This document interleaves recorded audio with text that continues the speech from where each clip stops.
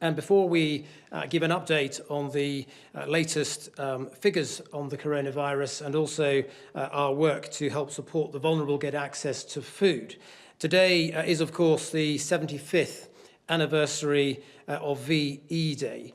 And although many of the lockdown measures that are in place and the social distancing measures are in place mean that many of the planned events have been unable to take place as originally envisaged, today is an important day to pause and remember. And 75 years ago, people poured into the streets of our scarred cities to celebrate the end of that most difficult conflict. Our soldiers fought around the world. There were countless acts of bravery. 450,000 British people sadly lost their lives. And it was a moment when our whole country pulled together. As DEFRA Secretary, I would like to take this opportunity to record the efforts of those who also contributed in a non-military way, in particular our farmers who stepped up to ensure that the nation was fed, and the many women who responded to the call to join the Women's Land Army. In a moment, I'm going to give you an update on our work to support the vulnerable get access to food. But firstly, let me give you an update on the latest data from the COBRA coronavirus data file. I can report that through the government's ongoing monitoring and testing programme, as of today, 1,631,561 tests for coronavirus have now been carried out in the UK, including 97,029 tests carried out yesterday.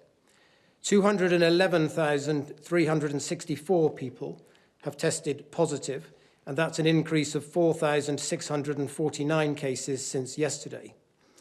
11,788 people are currently in hospital with the coronavirus, down from 12,688 the previous day.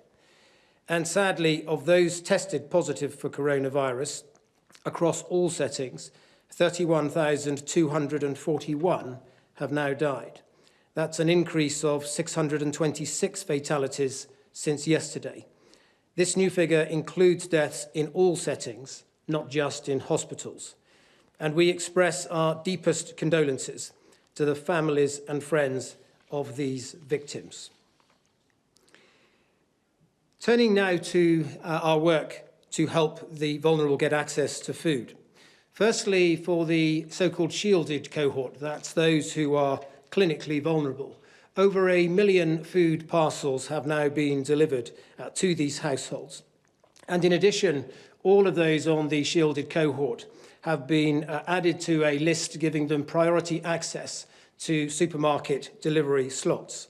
So far, around 400,000 people have been offered priority delivery slots by supermarkets, and around 1 million orders have been placed, ensuring that people can shop normally and purchase the goods that they want to buy. There is, of course, a wider vulnerable group, those perhaps who have disabilities or who are elderly and perhaps don't have neighbours or relatives close by to help them, or indeed those with other conditions that don't put them in the clinically shielded group, but nevertheless make them vulnerable. And we've been working with local authorities and some of the leading charities such as Age UK to put together a package of support to help these people get access to food. And many local authorities and charities have also been accessing the Good Samaritan app as part of the NHS Responder Volunteer Programme. And so far, 79,000 shopping runs have been carried out by volunteers engaged in that programme. In addition, we are continuing to work with supermarkets to make available additional priority slots for those in this group. But we also recognise that the economic impacts of coronavirus means that vulnerability is not just about physical access to food. For some, there is also financial vulnerability. So today, we are announcing a new £16 million fund to support frontline food charities. The fund will be used by FareShare and WRAP to continue and support and increase the food redistribution work that they already do, and will significantly expand their sourcing capacity. They will be delivering food to around 5,000 frontline charities, and these include refuges, homeless shelters and rehabilitation centres.